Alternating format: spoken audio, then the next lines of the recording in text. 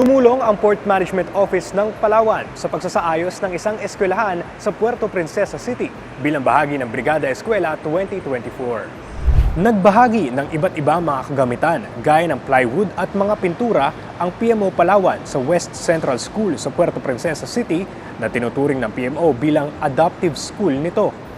Nakagawian na ng PMO Palawan na tumulong sa West Central School taon-taon. Ang mga pambili ng mga kakailanganin sa pagsasaayos ng eskwelahan ay nanggaling sa kontribusyon ng mga kawani ng PMO na hindi nag-atubiling mapunan ang pangangailangan ng paaralan. Samantala, tumulong din ang Terminal Management Office ng Danao sa Brigada Eskwela 2024 sa Danao Port Elementary School.